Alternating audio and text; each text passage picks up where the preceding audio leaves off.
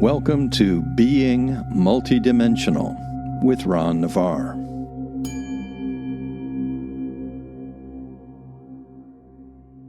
Hi, Ron. Hi, Christy. Thanks for having me back. My pleasure. Thank you for coming back. I so enjoy doing this with you and your community. It's just something that gives me an opportunity to be of service and to share the many things that I have to share. So I'm very excited about that. For those of you that don't know me, my name is Ron Navarre, and I'm the founder of Stress Defense, Inc. and the Sovereign Soul Song Collective.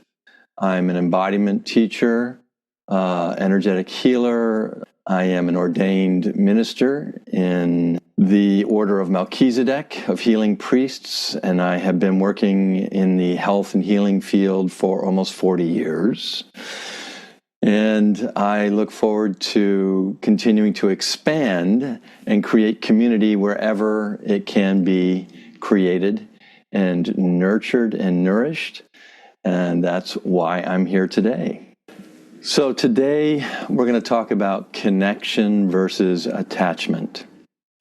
And before we do, I just want to know from you, Christy, what was your initial impulse when we spoke a few days ago about what to speak about? And you immediately said connection. And why? Connection is the epidemic.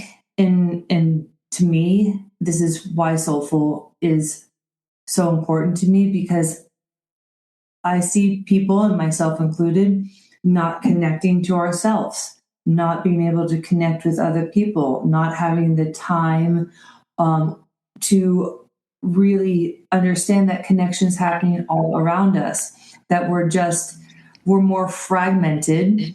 And you've helped me understand that what I've thought is disconnection is actually fragmentation. And so I wanted to develop this conversation in the context that maybe we don't exactly understand what connection is. Maybe that needs to be a deeper understanding. I know certainly I would benefit from it. But my first thing when I think about connection is we're losing it. We're losing it with each other, with nature, and fear is replacing it. That's a really good insight. First of all, I just want to say that we haven't lost our ability to connect. And as you described, fragmentation is really the issue there that makes us feel disconnected. So I just want to address that again rather quickly. Connection in itself is an exchange. It's an exchange of energy and information. And essentially, connection is based on focus and attention. Whatever you focus on, you're going to connect to. Whatever you connect to, you will then invest in energetically. So if I'm going to focus on a memory of the past, I connect to that narrative, and I begin to send my energy and my spirit into that narrative. That's the investment of connection. Connection and fragmentation are similar but different in that a connection lasts as long as your attention does. If I focus on you, give you my full attention, we are connected. If I look over here, something shiny, I'm going to disconnect from you and connect to whatever my new object of attention is going to be. You understand? So connection can be very fleeting. Fragmentation is the product of misalignment. Mm-hmm. So, and this is part of the quality of connection. If we're going to sit down and have a talk, I want to give you my full undivided attention. And so the quality of our connection is going to be very deep, very rich. But if during our conversation, I start thinking about other things, about other agendas, I begin to fragment. And the quality of my connection and my relationship with you is affected adversely.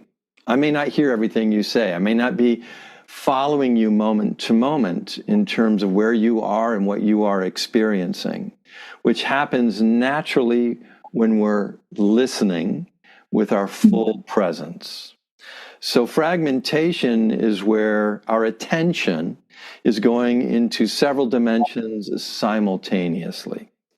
Or it happens because I am shifting my focus very rapidly from one object of attention to another, to another, to another, which is something that happens with everybody.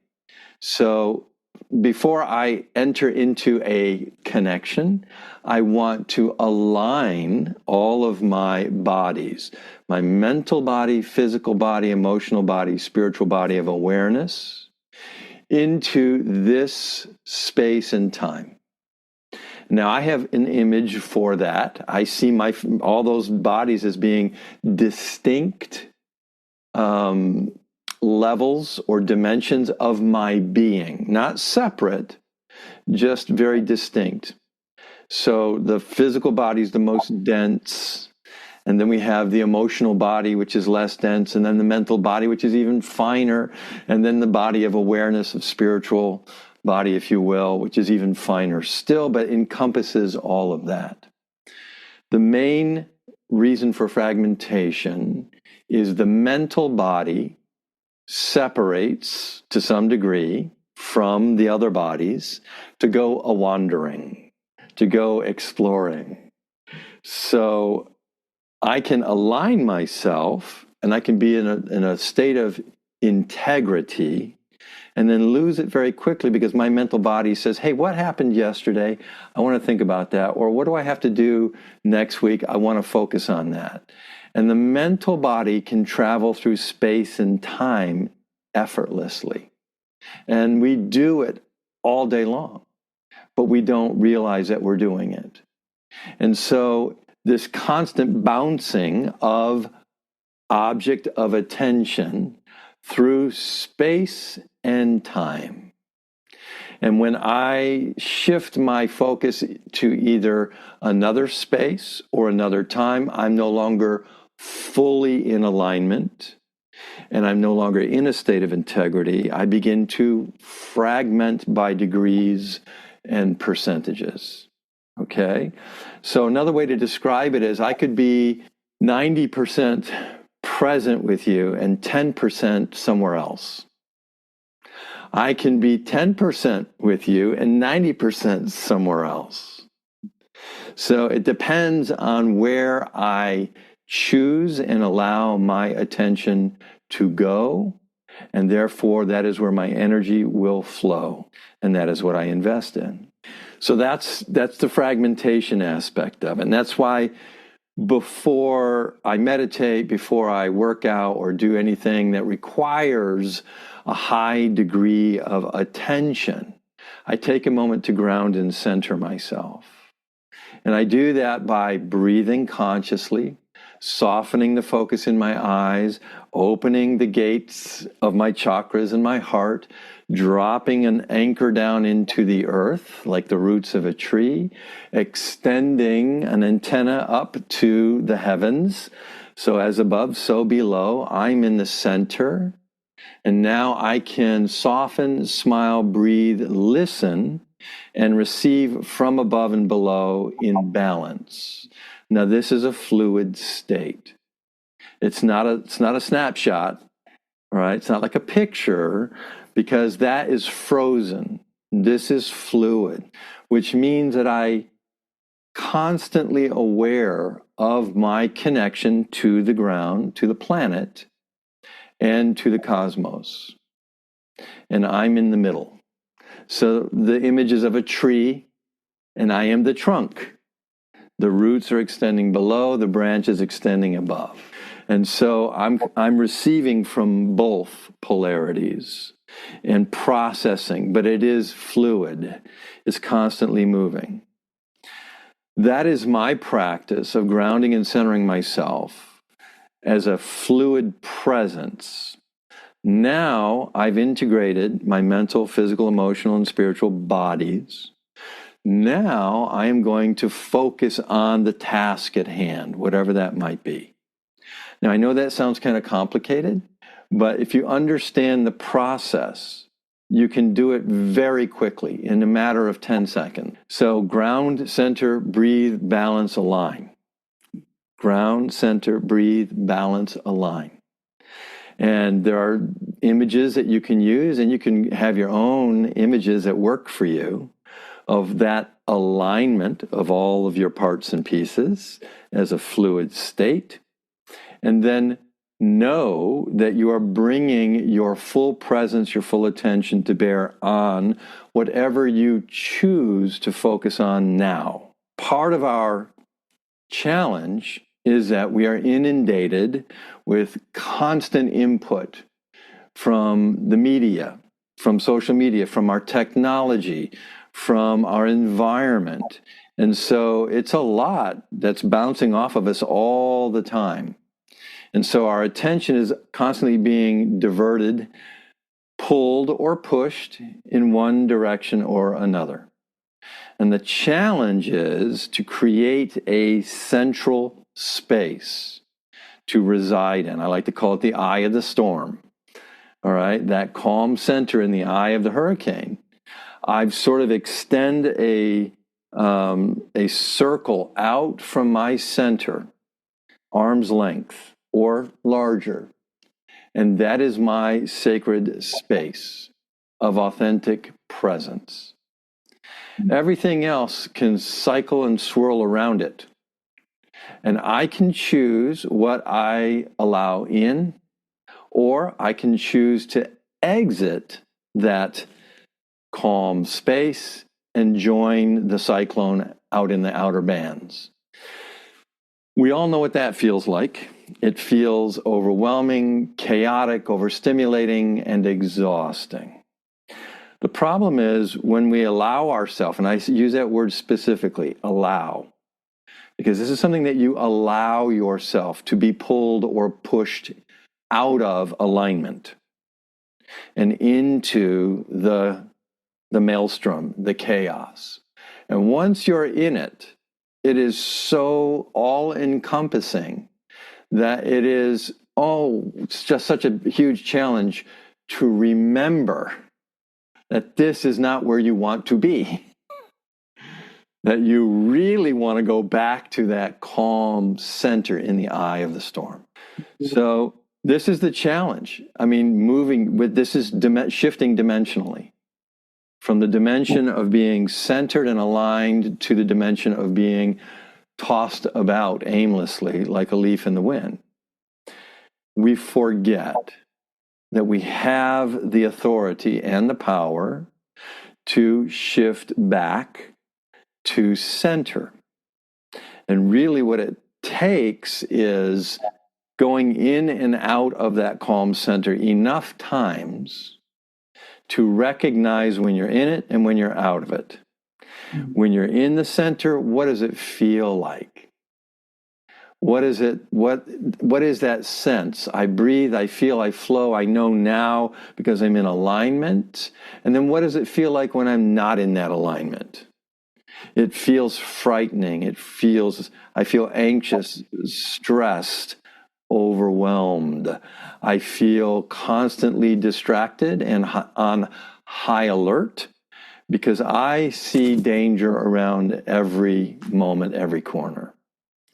When you find yourself in that outer band, you must remind yourself to return to center. Return to center. How do you do it? Very simple. First, you must issue the command. Return to center now. Take a breath now. Feel the breath in the body now. And I'm using that term now a lot, okay? Because there are these other dimensions of past and future that we can get waylaid into without realizing it. Because we can say, I remember what this feels like from last week. Well, now I'm focusing on last week. I am not focusing on creating it now. So I always say, return to center now. Soften, smile, breathe now. Align, balance now. I'm issuing a command of attention and intention. And it's so simple, and it is very powerful, because this is how we create our state of being. We create it with the word. We create it with the intention and the command. This is not a request. I'm not requesting, oh, please, let me find my alignment. No, I'm not going to go seeking it. I'm going to create it intentionally right now. And so if I find myself anxious and I'm racing and my mind is spinning really fast, I will physically stop, bend my knees if I'm standing up, begin to breathe, and drop my anchor into the ground. I want to connect to the earth first.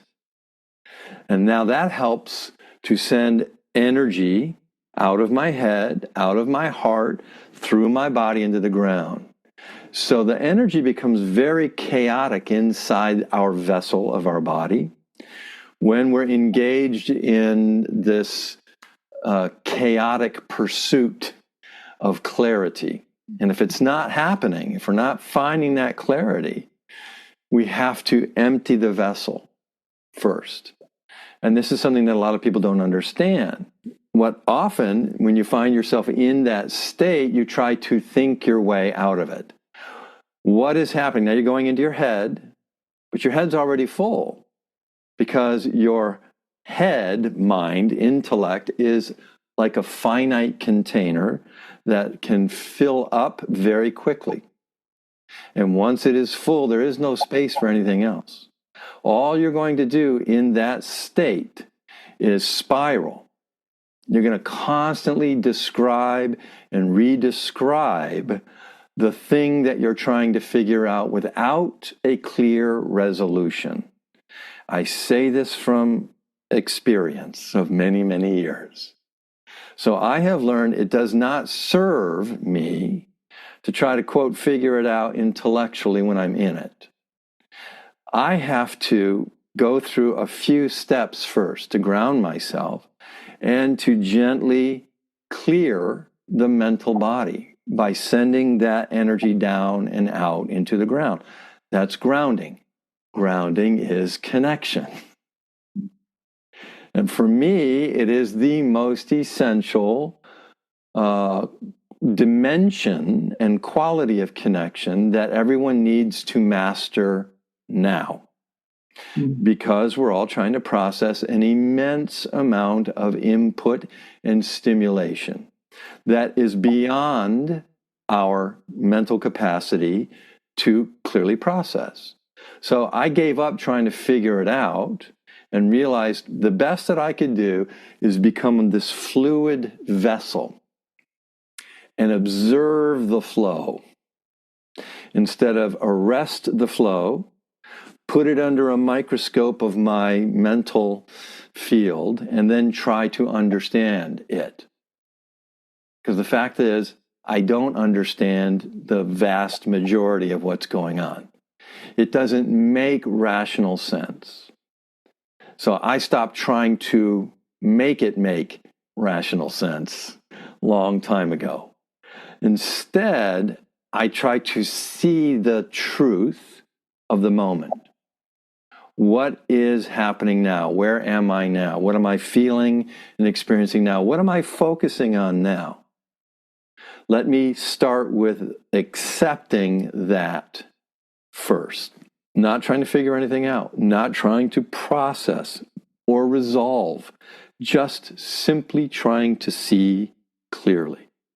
If I cannot see clearly, I need to continue to empty the mental body until I have enough space to be able to step back from what's left and see it from a slight distance. Any comments so far? Yeah, I've been taking some notes because, so let's start with what you just said. So emptying the mental body, does that feel like there's no thoughts, or does that what does it feel like? Okay, so it's a fluid state, and essentially what I'm trying to do is stop trying to control by arresting the flow in an attempt to figure out what the hell's going on. Okay. So you're just getting into a fluid state. Okay, Yes. fluid state. Now, fluid state can go in any direction. I choose to have a downward flow.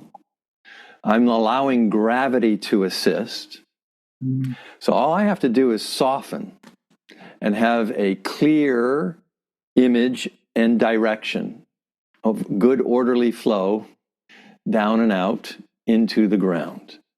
All right? Now, I can send it up and out. I can send it out through my hand or out through my nose. It doesn't, the energy will go anywhere that you direct it, because energy follows focus and intention. That's the principle of Tai Chi, by the way. Mind leads energy. Yi, mind, leads Qi, energy. Right? Yeah. So if I really understand that, all I have to do is see clearly, intend without doubt where I want my energy to flow and go. And I want it to go down and out. I want to clear my mind and calm my heart. Now, I've mentioned this before. The mind and the heart are intimately connected. And in the Chinese language, the symbol for heart and mind are one and the same. And basically, it reflects the relationship between the two. If your mind is racing, your heart will quicken. If your heart is beating really fast, your mental tempo is also going to be very fast. So clearing and calming the mind and the heart have to happen together.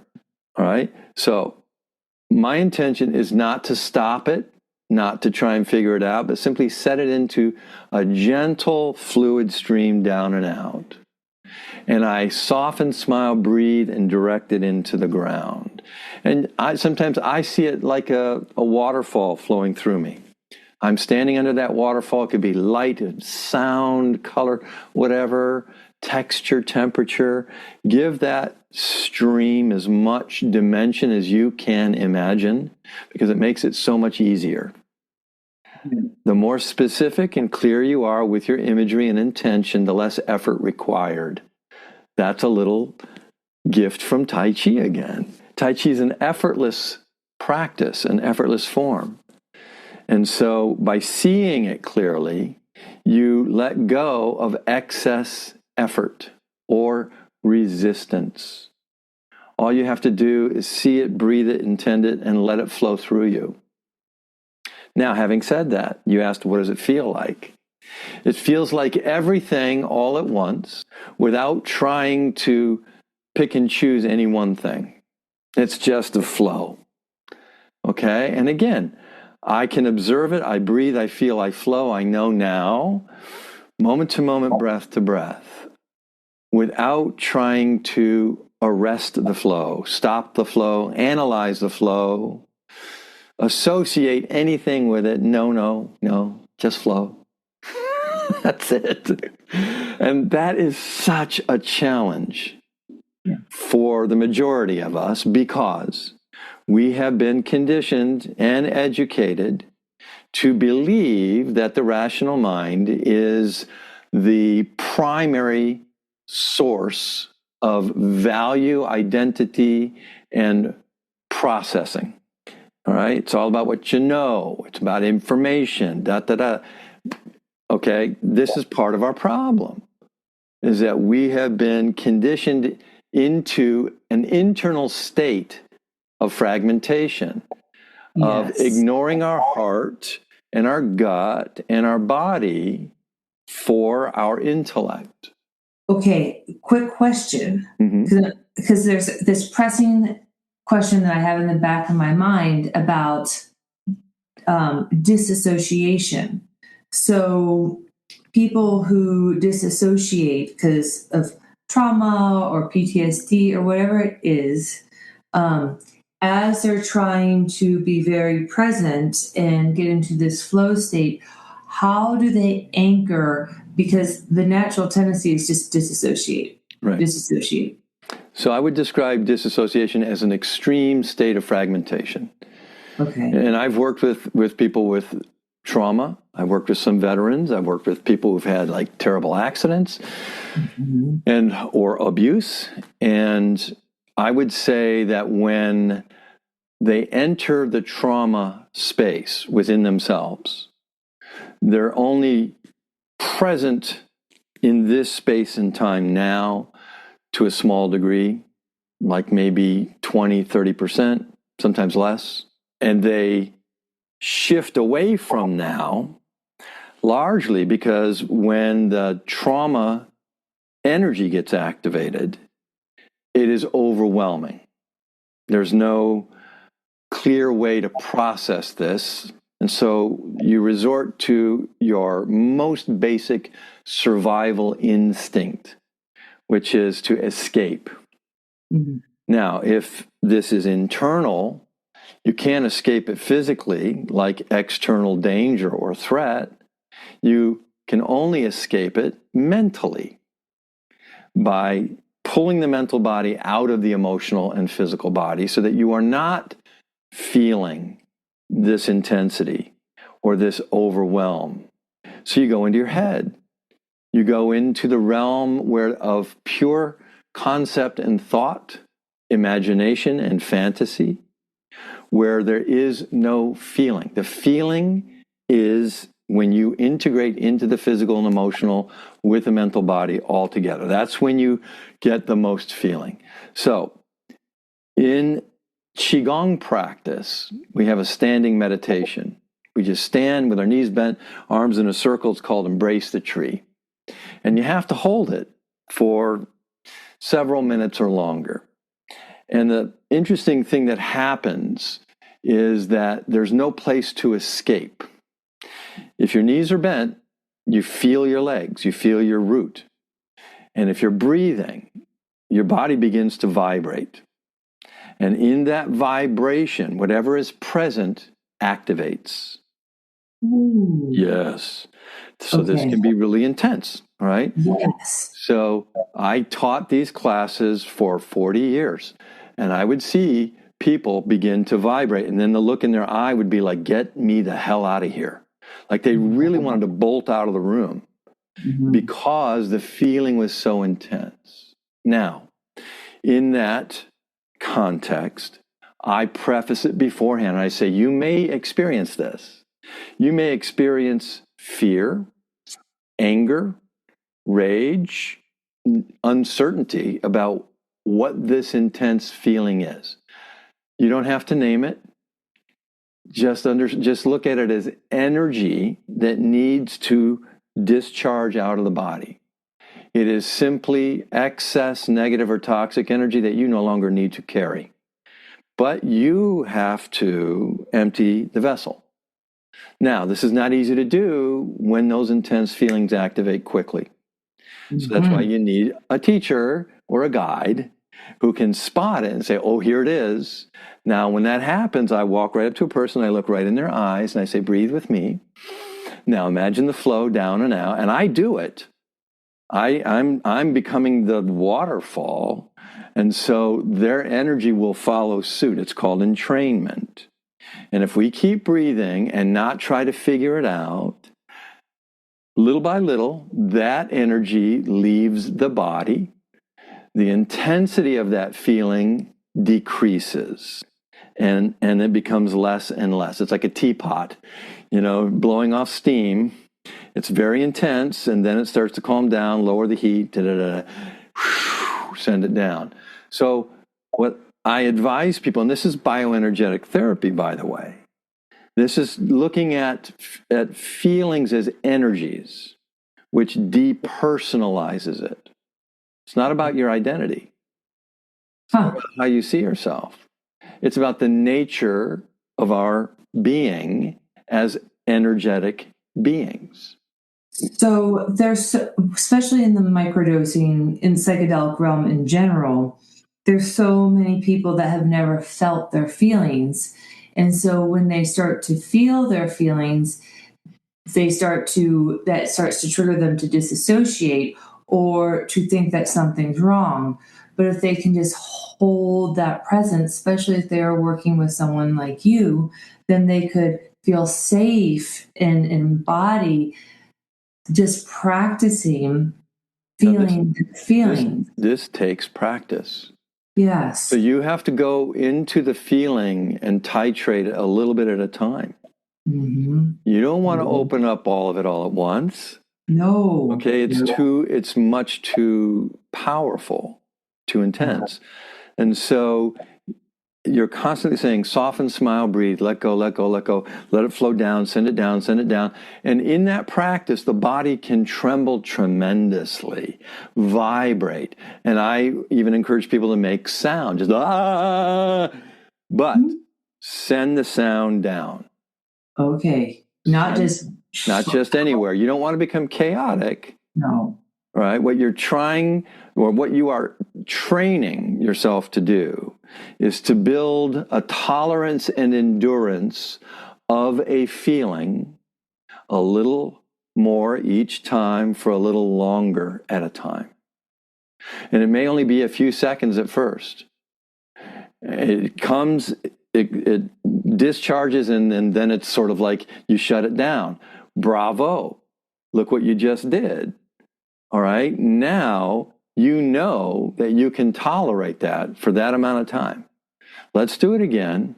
Let's open that gate, clear direction downward, and see if we can just open it and keep it open a little longer. And then you can bring it back again. So this is stretching. Yes. This is an internal stretch of opening a gateway, a pathway for energy, emotional, energetic, spiritual, physical, to flow through the body. Okay? So this is grounding as a healing practice and as a spiritual practice. Because you have to get to a point where you can let the energy flow without identifying with it, without judging it, and without any expectation. So every time you do that practice, you don't know what's going to activate. Mm-hmm. And it doesn't matter. What matters is that you can stay on your feet, keep breathing, even though you're shaking and vibrating, and sometimes crying and yelling. Keep your eyes open. Okay. Wide. Connect to your space.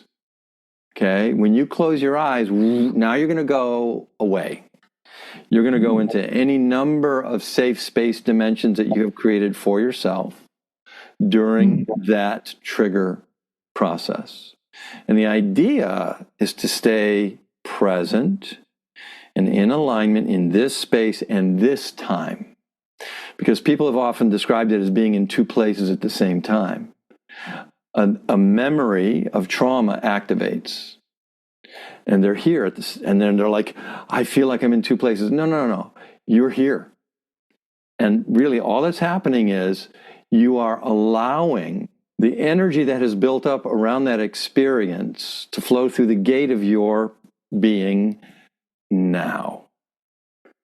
And you just keep at it, little at a time, little at a time. Let's clear it out. Now, having said that, you understand how that process works. The biggest challenge, let's say that I activate, something big comes up, I can discharge it, send it down, the intensity comes down, and now I'm coming, it's like, I'm actually comfortable right now. Here's the second most important thing to remember. Do not create more of the same energy. Okay. How does that happen? Yes, how? By focusing on the narrative or the event and redescribing it again. Because when you redescribe it, you then react to it accordingly, the way that you did before. Fear, anger, whatever it is, rage. Now you're generating a new charge inside the vessel of your body. Okay. So, yes, go ahead. Can you have the memory without the story or the feeling? Yes. Okay. Yes, you can. Thank God. Yes. Yes. So this is a very delicate process, and it requires a fair amount of practice and guidance to get through. There are different ways of getting there. So the first thing is to discharge as much of the built up energy around the narrative or event first. Second is stop creating more. So when you've emptied the vessel, and you know what that feels like, it just feels comfortable and relaxed, okay? You have to be very cautious of what you focus on next. What is your intention now? In the beginning of the practice, it's simply just hold that space for as long as you can. Enjoy the feeling of just fluid balance, of relative emptiness. That in itself is huge, okay? And in that space, you will eventually see how you create more of that energy by then turning your attention away from the calm space to the old memory, narrative, trauma, and then reacting and then generating a new charge. This is our godlike power to create something out of nothing. We literally create it by the way that we react to it. Just like if, and this is based on your experience, your training, your beliefs, your identity. Okay, everybody reacts differently. No two people react to the same event or stimuli exactly the same way. And this is really important to understand. You got to figure out how you do it, how you react to it, what pisses you off, what makes you frightened or angry, based upon how you see yourself from your past experience and what you choose to present to the world now, which can be fluid or it can be static. I know that was a lot to take in. Yeah, well, fragmented is really a state that you can move in and out of. You know, when you're either fragmented or you're aligned.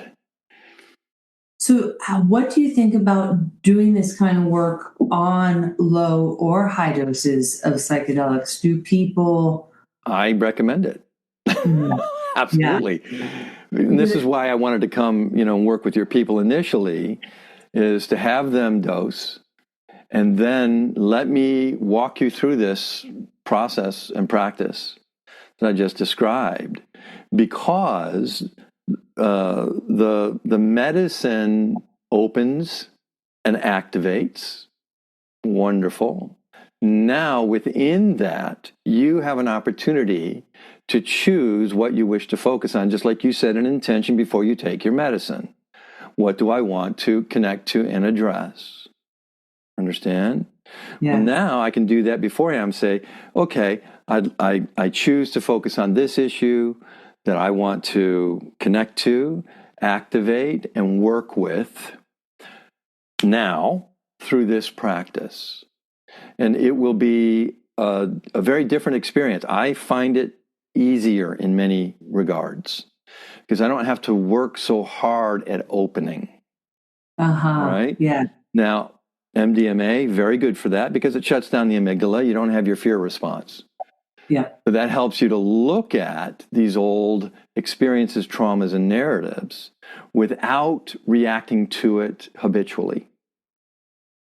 You can just look at it and go, well, isn't that interesting? I don't feel my usual trigger feelings right now. And in that space, you have an opportunity to discharge, deactivate, disassemble, realign, clean house, at an energetic level that when the medicine wears off, you are in a different space. You are in a different alignment than you were before. An alignment that you couldn't create easily without the medicine because you were in such a reactive state. Yeah. And I say Yes. that from my own experience because that's what I experienced with my early childhood sexual abuse trauma. Like I could not figure out why I couldn't let it go, because every time I would think about it, I would activate and reactivate. Mm-hmm. And so when I Mm-hmm. took the MDMA, I didn't have that same habitual reaction, but I still saw it clearly. And I just went, you know what? I don't need that anymore. Swipe it out. That's exactly how it happened for me. And once I made that choice to release that attachment, it was gone. I am no longer reacting to that memory. It is just a memory now. So I like to describe it sort of like we have a photo album of our memories of our life. And we, flip through the photo album every now and then. We go, oh, I remember that. Oh, yeah, I remember that. And then we go, oh my God, that is a charged memory, a negatively charged memory. Okay? That is telling you there is work to be done. It's a choice. You can choose to work on de-energizing it and clearing it out, and there are different ways of doing it, or you can continue to hold it. But anything that you hold on to like that is going to continue to build in intensity until at some point you enter a crisis state, either an identity crisis or a health crisis. I don't think there's any difference between the two, actually. All right, but these energies, we're as human, we're not designed to hold these energies our whole lives. Just look at a child, a young child. They have strong feelings, they discharge them, and they're gone. They clear it out. All right? That is the way we are designed, but we are conditioned and trained to do the opposite, which is to hold it in, to control, to fear feelings, certain feelings. Yeah. All right? So we say that some feelings are good and some are bad. Now, that's based on your family legacy of identity and your cultural conditioning. You go to different cultures, they don't have the same resistance to those feelings. They think those feelings are perfectly acceptable. So in acting, we say all feelings carry the same value. There are no good or bad feelings because we want to have access to the full range of emotional content as an actor. If I'm in resistance to anger in my life, as an actor, I will not allow myself to fully experience anger as the character to tell the story. That's a problem. Now, I taught in an acting school for almost 30 years. And this is a very common issue where actors would say, I'm in this scene, and every time that feeling activates, it starts and then it goes away. Like I can't find it after that. So I'm like, wonderful, great, good for you. You have identified a feeling you are in resistance to because you believe that feeling is not safe or it's threatening to you in some way or that you're going to be punished if you allow yourself to feel it. And that's unique to your life experience. Some people will be in resistance to expressing anger. Just the way I was. I didn't let myself get angry until my late 20s. Because in my family environment, if you got angry, you got punished, physically punished for expressing anger. So I learned as a child, don't express anger, keep it inside. And I developed an ulcer by the time I was 5 years old. Because that energy has to go somewhere. Now I'm going back to, we're not designed to hold that stuff in. It will find a way out as a stomach ache, as a headache, as asthma, as some chronic condition that allows us to express ourselves as a valid reason. Mm-hmm. All right, and this is also the cycle that a lot of people go through where they get sick every 6 weeks or every 3 months, whatever it is. And what I have seen is The energy builds up, it builds up, it builds up. They're not acknowledging it. They're not discharging it. They don't know how. And so they get sick. And when they're sick, they have a valid reason to complain. Poor me. Oh, I don't feel good. All right. And so now they're discharging. They're discharging. And they empty the vessel to a certain level until they're functional again, and they go right back to the same pattern. Oh my gosh. So that's one pattern of trying to process energies that you are not working with consciously, right? Mm-hmm. Could be that your back goes out, or, I mean, I've had all of it. I've experienced it all. Until I'm like, why does this pattern keep reoccurring? Like, I didn't get it until I saw it. And then when I saw it, I was like, oh, I see what's happening. Well, what if I just discharge it consciously and intentionally? I never got sick again. I never had to go through that pattern again. Wow. Right? So that is the power of this conscious practice. And really what it is, it's taking responsibility for what you are carrying, for what you are holding.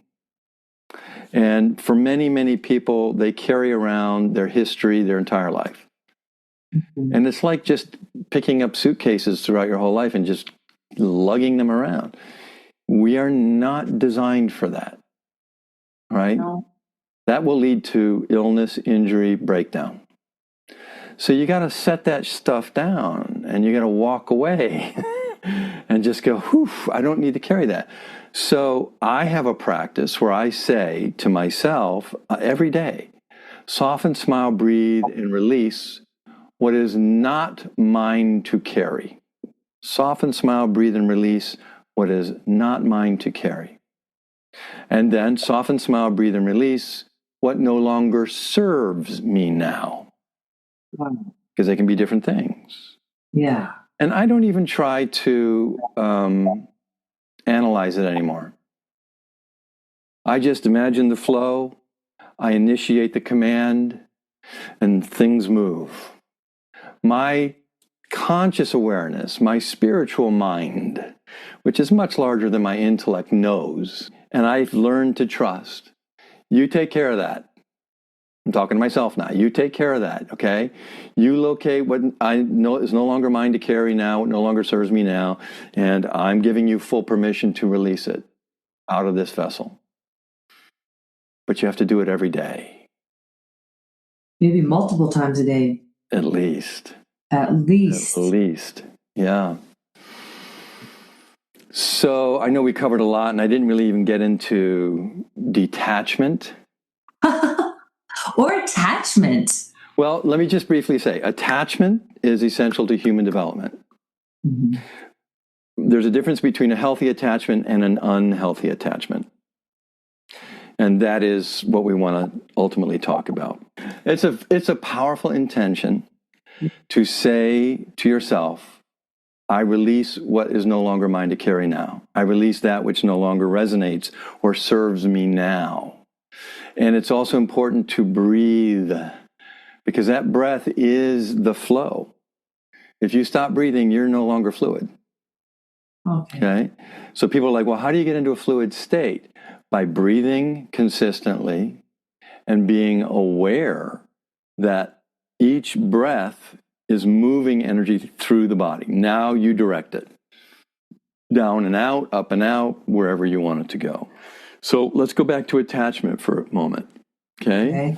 So a positive or healthy attachment is one that nurtures and nourishes you physically, mentally, emotionally, spiritually.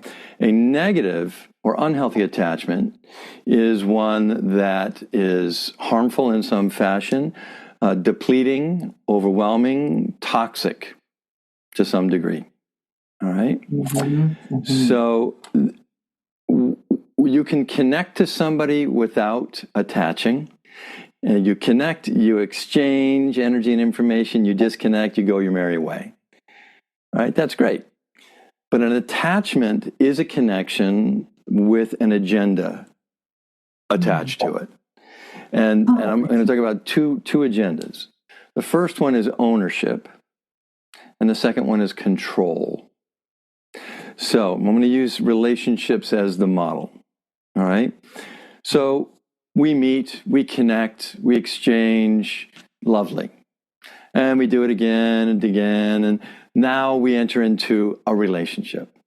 Okay. And we decide we're going to have this ongoing connection. But at some point, one or both of the people decide that they want to be exclusive, that you're only going to have this connection with me. Now I'm entering ownership and control. I own you to some fashion, and I'm going to control who you can see, what you can do, when you can do it. This is a common dynamic in relationships. Understand? Yeah. So now we are into an attachment, a connection with an agenda of ownership and control.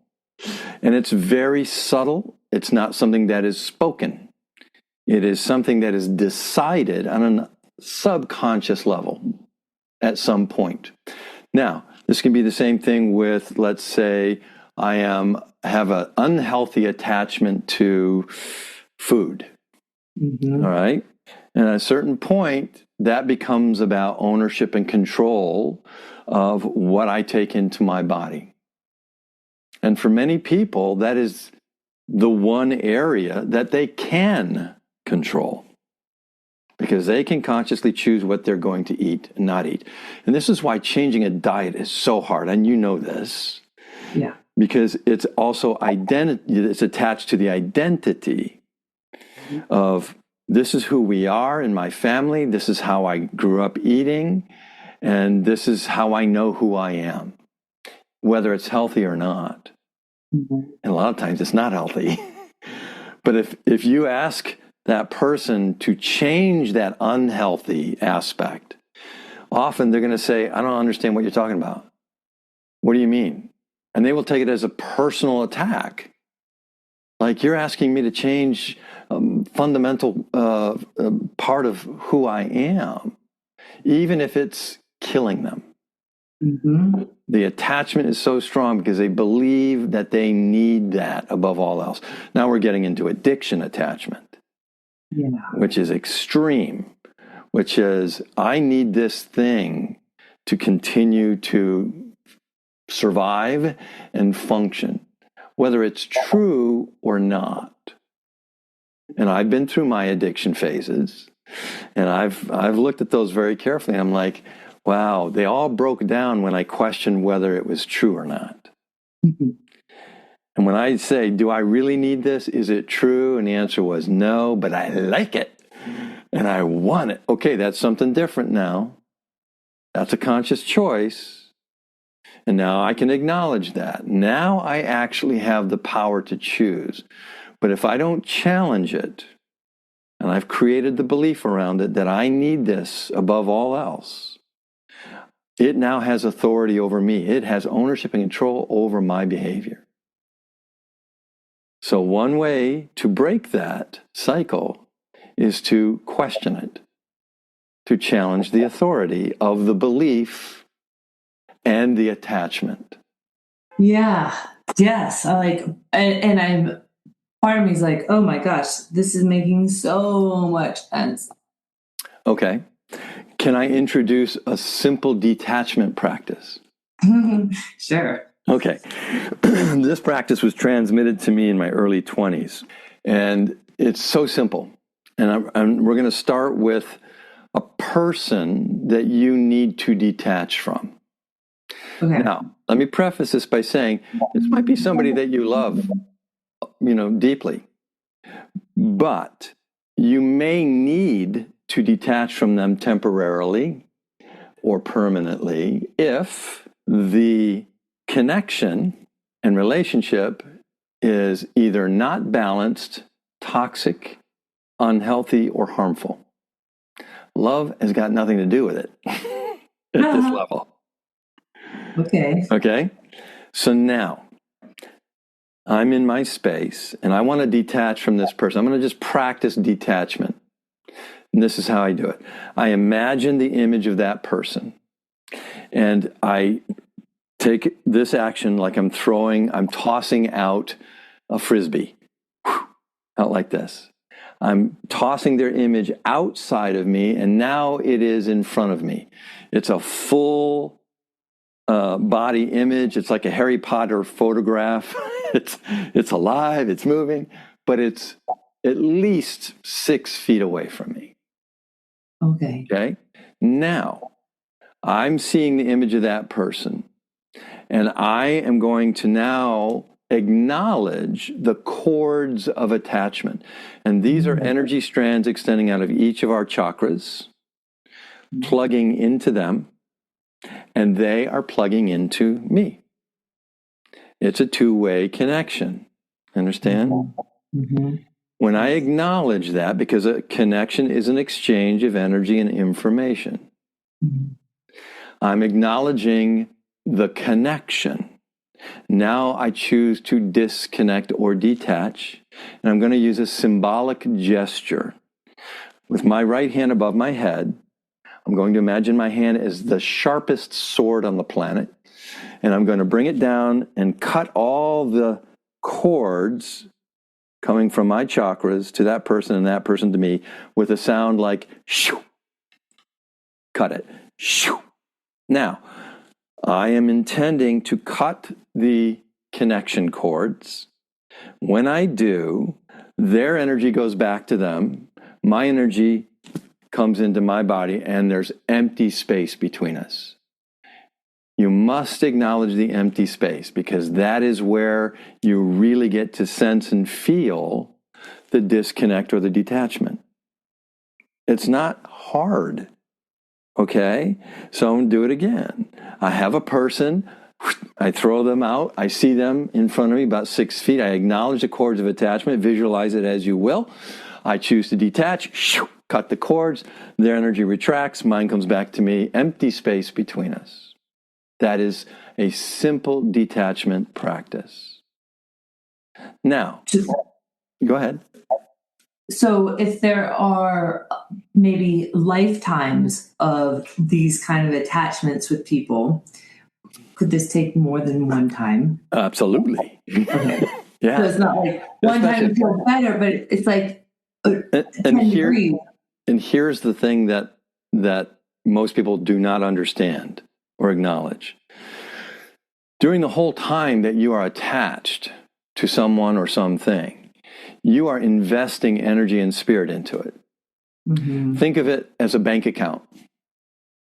And you've been pouring your most vital asset, your energy, into that person or into that thing, whatever it might be. Now, the reason that you keep reattaching is that you have this investment. All right? Now, let's look at it if this were financial investment. And you put your whole life savings into an account, and I said, you know what? I want you to just walk away from it. Let it go. Walk away. How easy is that going to be? No, it's not happening. No, it's not. There's too much value there. Do you understand? And same thing energetically. Okay. All right? So now, here's the second part of the detachment practice, which is reclaiming some or all of what you have invested. This is the thing that people don't really get, right? They walk away from a relationship, they say it's over, but they're thinking about it all the time. It keeps coming back, all right? It never leaves. Well, it's like you invested, your left lung and your right kidney into that person. Are you going to walk away from that? No, not easily anyway. So here's what I recommend, that you make a withdrawal, that you summon a portion of your energy and spirit back into your body, and do that frequently, okay? And here's how I imagine it. I've toss the image, acknowledge the cords, cut the cords, acknowledge the empty space. I'm detached. Now it's payday. I want to bring my energy back. And I start to breathe it. And as I do, I imagine the energy flowing back to me, and I have to receive it with gratitude. I have to receive it like I'm coming home at the end of the day and my dog is waiting for me. And they're so excited to see me, and I'm so excited to see them. Or my best friend is coming over, and I can't wait to embrace them. So now I summon my energy and spirit back, and I literally see the energy and the color coming out of that image of that person. And I keep breathing it in, and as I do, I get brighter and larger, and that image begins to fade from color to black and white to gray, and it begins to shrink in size and move farther and farther away into the distance. Soften, smile, breathe, receive. Thank you so much for holding this for me. You're not really using it. I need it back. I'm going to take it back. I receive it with gratitude, gratitude, gratitude. Shrink, fade, fade.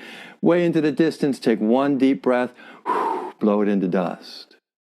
So that's the whole sequence right there. Now, for some attachments, you can do this once and be done.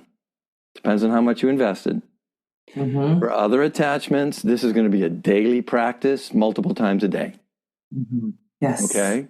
See that. And I have done it. I have done it with like the most intense relationships and casual ones and bad habits and traumas. You can use this same process in any number of ways.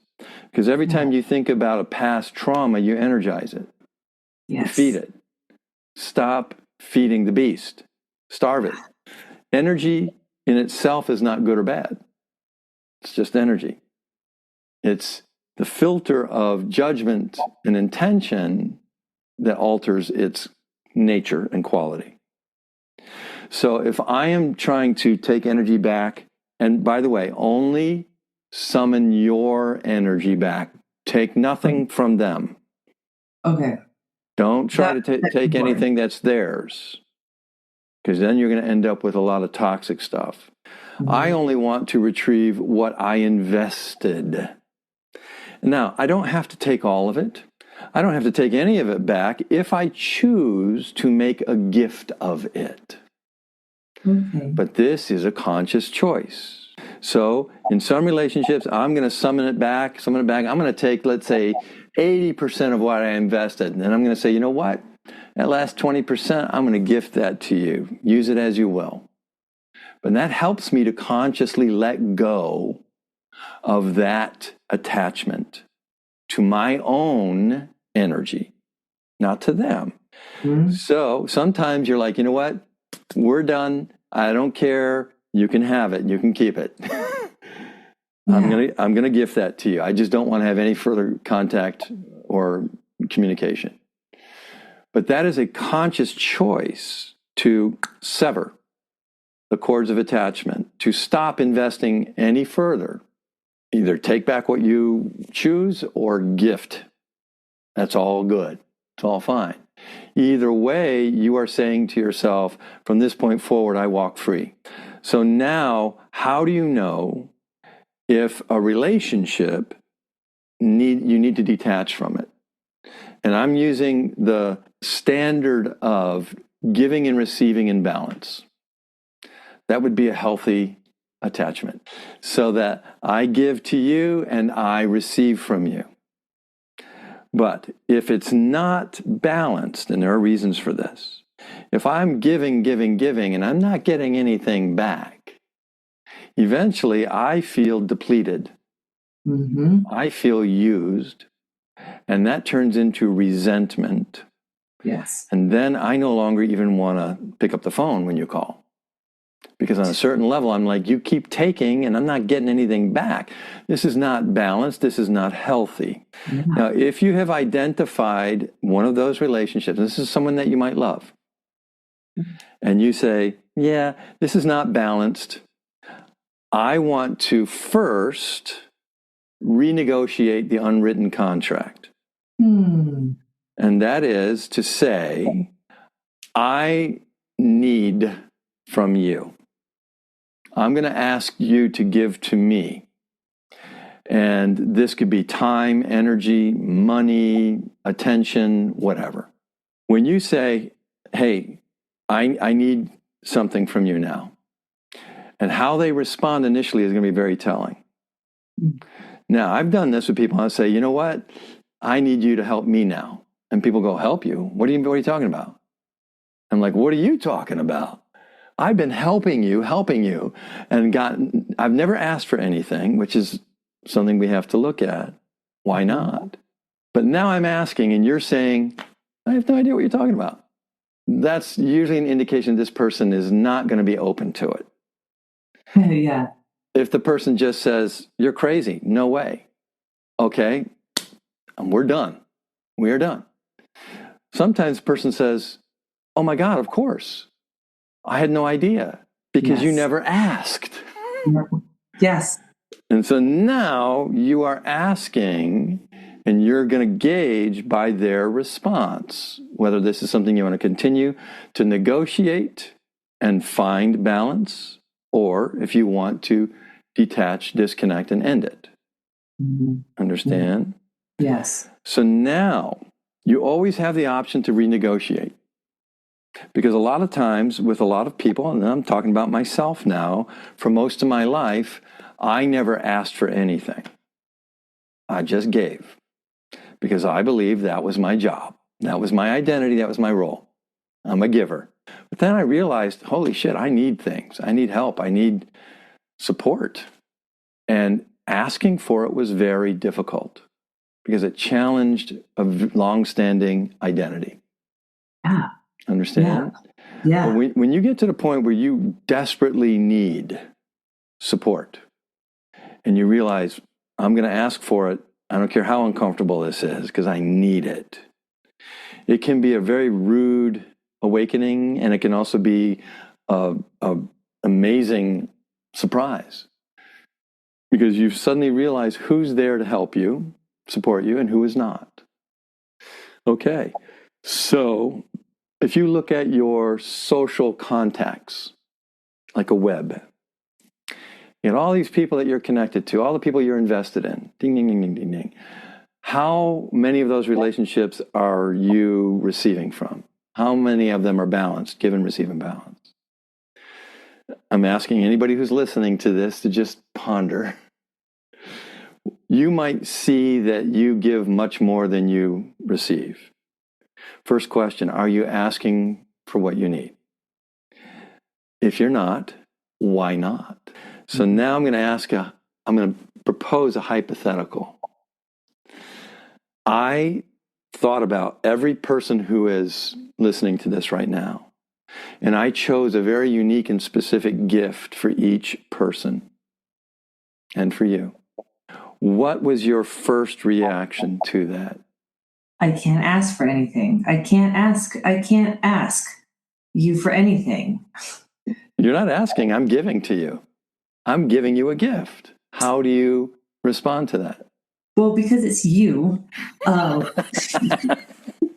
It's easy because I trust you. Okay. And I feel, but if it was someone else, it's hard to receive from people. Why? Because I think they have ulterior motives. Okay. What else? I don't want their energy. Mm-hmm. There's strings attached. Uh-huh.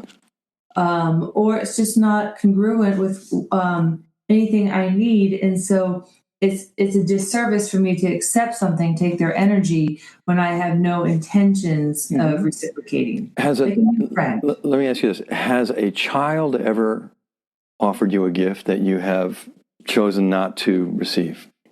And you've rejected? No. No. Of course not. Right? Yes. So now we're talking about just pure essence of receiving. Okay. Now, I say this because many people say, I want my energy back, but there's a filter. There's a barrier or there's a resistance that will not allow them to receive that energy. And this is why I said we have to look at this for a second. Yeah. Some of the common reasons are that, like you said, ulterior motives. Well, what do you want? There can't just be that simple that you're just going to give me something for free that I can just receive. A lot of times, people will not allow themselves to receive before they get permission. Permission from themselves or permission No. from Well, okay, let's look at this for just a second. We are conditioned as children to always ask for permission, right? Yes. Now, as we grow older, if we do not acknowledge the transition into adulthood, we continue to seek permission from the authority, wherever it may be. Yes. And one way that manifests in relationships with friends is that we have a decision to make that's just personal to us. But I call you up, I say, Christy, what do you think about this? Should I do this? What am I doing? I'm seeking permission from you. And if you say, yeah, I don't think you should do it, I'll go, you're right. Yeah, I shouldn't do it. But if you say, yeah, go for it, I go, yeah, I think I will. Because it is consciously given. Now, I like to define the child as seeking permission and the adult as giving permission. Oh, okay. To move into pure sovereign adulthood, you must acknowledge that you are the authority that grants permission to yourself. You no longer need to seek it externally. You no longer need to seek external validation for what you need. You simply give it to yourself. So permission is a huge thing that most people are not aware of. Another thing is self-worth. Well, I can't do that unless I give to you in return, or unless I jump through fire hoops and prove myself worthy. I can't just accept that gift because I grew up, was told that I was not good enough. And this is the not good enough. And I'm not smart enough. I'm not strong enough, brave enough, quick enough, talented enough, whatever. If I believe that I'm not enough, well, what right do I have to receive? Right. Yes. Until I'm enough. So these are the two main ones, permission and not enough, in terms of self-worth, that I always bring forth to examine. Because even just giving yourself permission, it's huge. I've had so many people say, that changed everything for me.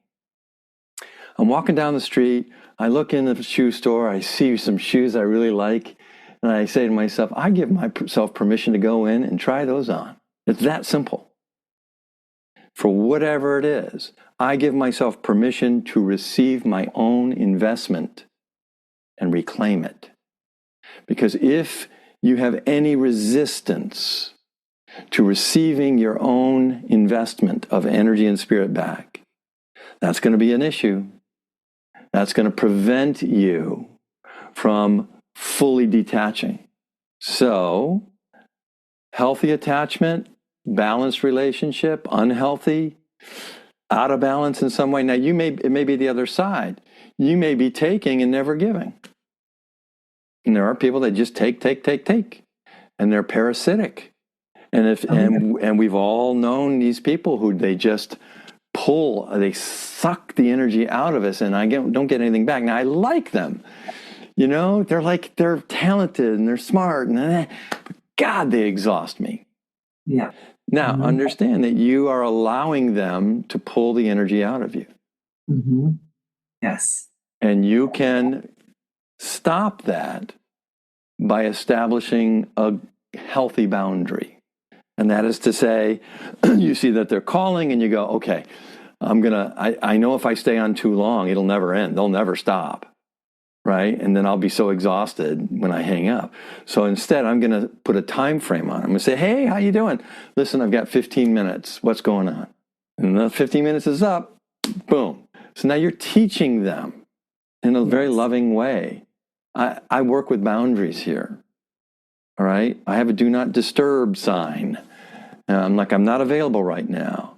But early in my career as a body worker, I could never say no. I always said yes, no matter what day or time. And it cost me dearly. And so I was like, why do I do that? Because I'm afraid of rejection. I'm afraid if I say no, that they're not going to like me, that they're going to reject me, okay? And what I learned is they actually value me more when I do say I'm not available. When I do say I can only speak for X amount of time. When I do say I'm raising my fee right now because I'm worth it. They value that. It took me a while to figure out. So we've got the attachment, healthy, unhealthy, give and receive in balance. That's my primary rule in all relationships. And I don't mind asking, all right? And I don't mind saying, I got to stop talking right now. I need to preserve my energy. My time is valuable for me. And I love you, and we'll get back to this. So I had to do that in my initial family environment because I was the enabler, I was the giver, and I was the go-between where everybody went through me to process their relationship with each other. And so I was basically a trash can for everybody, where they would dump on me, complain about everybody, dump on me, feel better, feel lighter, and then, love me for it. And I did that for as long as I could, up into my early 30s. And I said, this is stopping. I am no longer going to play the role of trash can. And I said to each person in my family, started with my mom, she called me up and started to complain. I said, Mom, stop. I don't want to hear it. And she's like, what's wrong with you? I'm like, what's wrong with me? How come you never ask about me? How come you're always calling to complain about someone else? If you have something to say it to them, please. And I did it with each person, and boy, they got pissed off at me. And for about 6 months, everybody in my family was angry at Ron. But you know what? They ended up talking to each other. Oh my gosh. Because they had to, because I wasn't going to play that role anymore. So then I renegotiated my contract with each person. And I said, here's the deal. I want a balanced adult relationship now. Give and receive in balance. If you're not available or willing to do that, then we might not have a relationship. And I had to teach them what that meant with clear boundaries, with communicating honestly and clearly what I needed and what I didn't need to deal with. So that's all part of that energetic investment. And I'll just say one more thing, as you start going through your social connections and looking at each relationship and saying, what's the balance ratio here? Can I renegotiate first? Can I ask for what I need? Gauge the response. If they're willing, then I continue. And now the nature and quality of our relationship is going to change. It's going to deepen. If not, then it's time to detach, reclaim, and leave it. So if you decide to do this, you will notice that your social circle will shrink at least by 1/3. And it's alarming. Mm-hmm. But you'll notice that your energy is more abundant because you're not wasting it. Yes. You're not sending it out and not getting anything back. And as you reclaim a percentage or all of what you have invested in those people, you actually get that energy back that you can use to be healthy and creative now. And so that's a very powerful detachment practice based upon the understanding of energy exchange and investment and negotiating the terms of relationship. So if someone listening is like, wow, this is everything I need to hear and practice.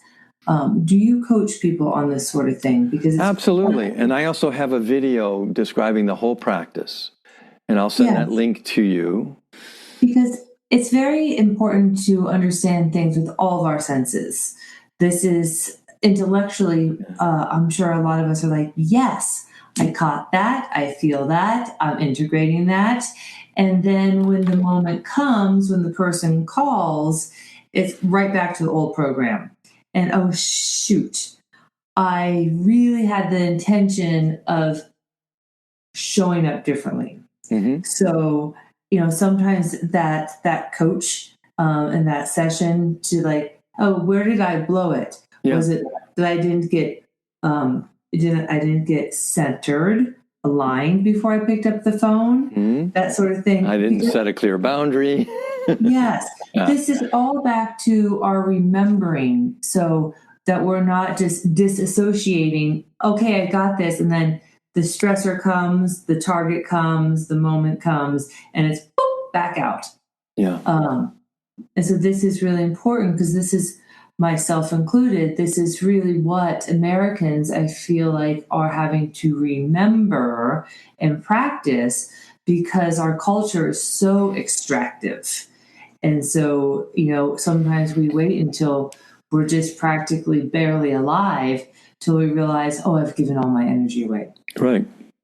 So you can't afford to allow yourself to become depleted and exhausted, because that is now a health crisis. Yes. Right? Your energy, your spirit is your most valuable asset. Mm-hmm. And when you see that and you really acknowledge that, you become more discerning as to where you invest and how you spend it. Now, naturally, for young people, they have an abundance of energy. But as you get older, it's a natural thing. It's like, I don't have the same abundance of energy that I used to have. And so I'm more exclusive as to what I do and who I hang out with and, the time of day and so forth. But if you are a young person and you start to employ this understanding now, you're going to be able to maintain a level of health and abundance that will carry you well into old age. From an energetic point of view, age is energy dependent. And as our energy depletes out of the body begins to decay, right? So Qigong, Tai Chi, yoga, these are longevity practices based on the understanding that we need to cleanse and clear the body at the cellular level energetically every day, and then energize it with just pure high-octane energy. And if we can keep our cells energized with quality energy, we're going to be healthy for our entire life. Yes. That is the goal, right? And so within the framework of that, there is the process of cleansing and clearing out of the body, out of the vessel, out of the tissue, those somatic experiences that we're still holding on to, that arrest the free flow of energy and creativity, and eventually create blockages that disrupt the balance, that then result in dis-ease. Yes. That can become illness. Yes. And this is a basic Chinese medical model. It's all about keeping the energies flowing and balanced. It's a harmony, internal harmony. But if we have old baggage that we're holding on to, not going to happen. There's no room for the good stuff, the new stuff. Yeah. Wow. Because the body has to regenerate. It does. Right? It's like soil. You can't deplete the soil and plant a fresh crop and think that you're going to have a good harvest. Right. Okay. Oh, any closing thoughts, and how do people get a hold of you? You can reach me through stressdefense.com or stressdefense@gmail.com or at tssc.org. That's T3Ssc.org. Stands for the Sovereign Soul Song Collective. I can be reached through either one of those. I have a lot of resources. I'm going to have to send you a link to the detachment practice. It's a video because it won't copy into the chat for some reason. Okay. And then awesome. you can post it. Oh my gosh, this is wonderful. And that's my gift. That is my gift. That is part of a full course that I offer on stressdefense.com. It's included in the full course, but this module I would like to gift anyone who listens to this. And if I'll speak for the Soulful Bloom community, we will soulfully and gratefully receive that.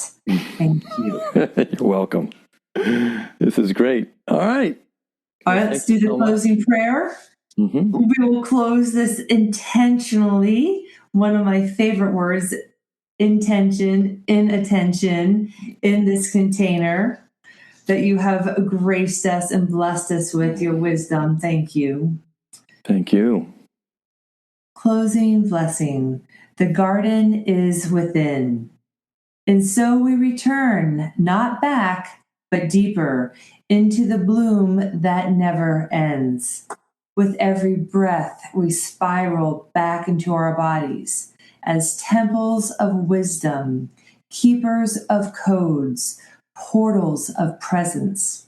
We give thanks for this hour bloom, for what was spoken, felt, released, remembered, and for what blooms in silence still.